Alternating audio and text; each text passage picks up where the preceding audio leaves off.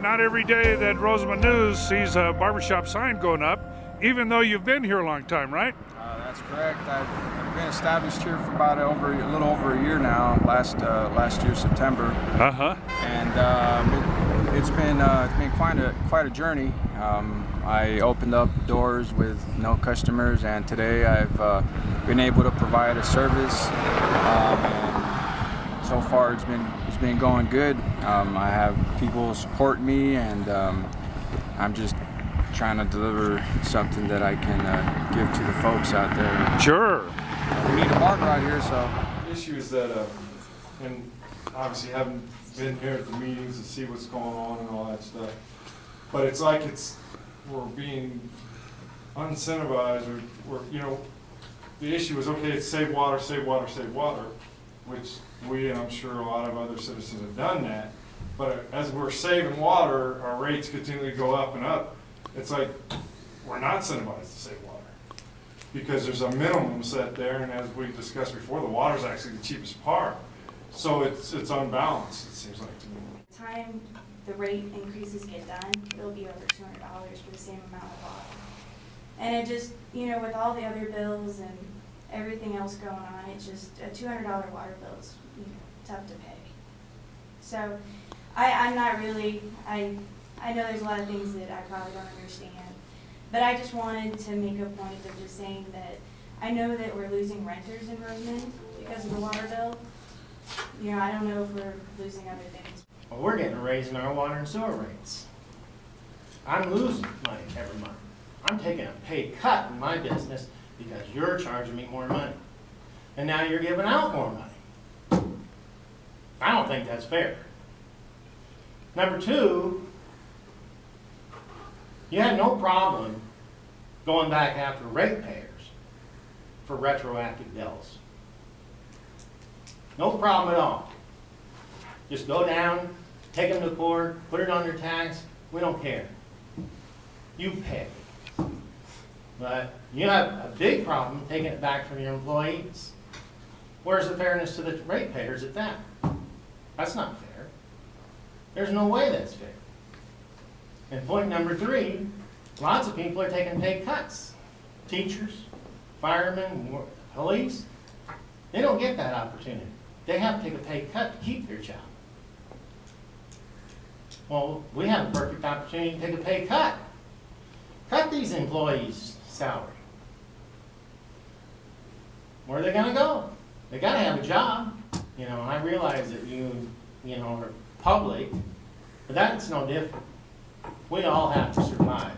We're paying more money as ratepayers. We expect you to do a better job. Cut some employees, cut their salary, cut their benefits. That person that has brought that water to you knows what they're doing. Because if they don't, you and your whole family can get sick by drinking bad water. Same thing with the sewage. The people taking care of the sewage, cleaning the lines, making sure we don't have a sewage overflow, and making sure it stays in the pipes and doesn't come out on the streets and bring disease and contamination to the community. So the service that these employees provide to this community is very vital. And you want good, trained, qualified people working in this community. I do.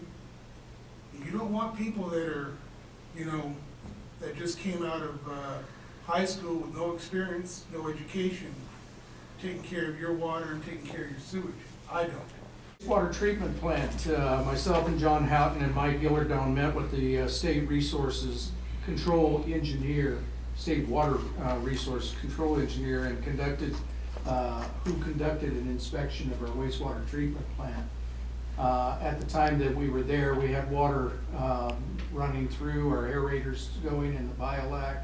The digester was moving, so we had moving parts, water flowing, and the inspector was impressed that how the facility looked, that it was all in shape, but really couldn't do a report on his inspection per se, because we haven't fired up. Well, Mr. Perez, I remember in 2009 that the directors at that time, you weren't here, embarked on a rate increase plan. Could you explain that just in brief terms, aside from the engineer's report that's very technical and available here?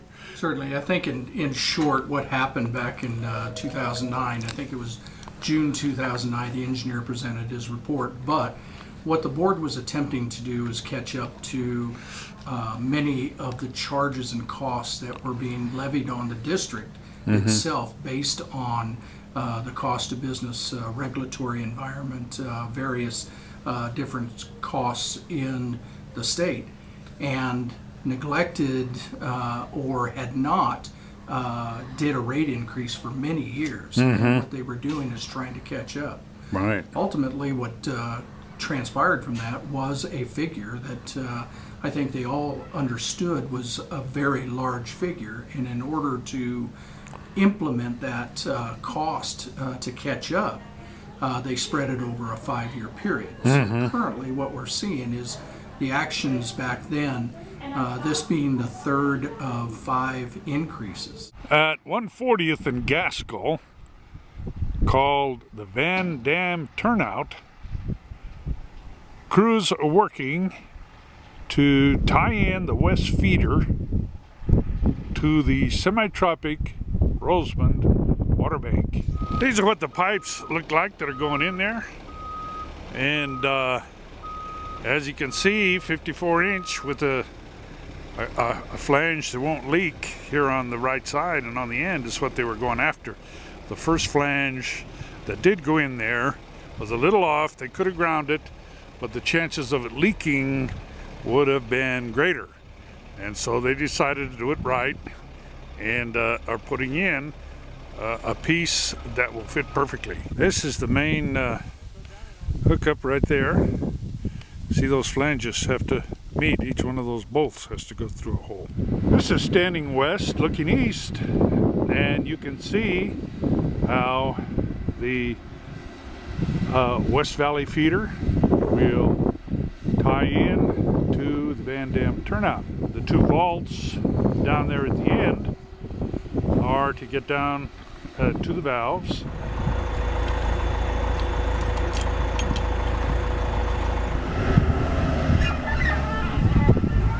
The southerly boundary of the projects is Favorito, Favorita, depending on which side of the road you live on.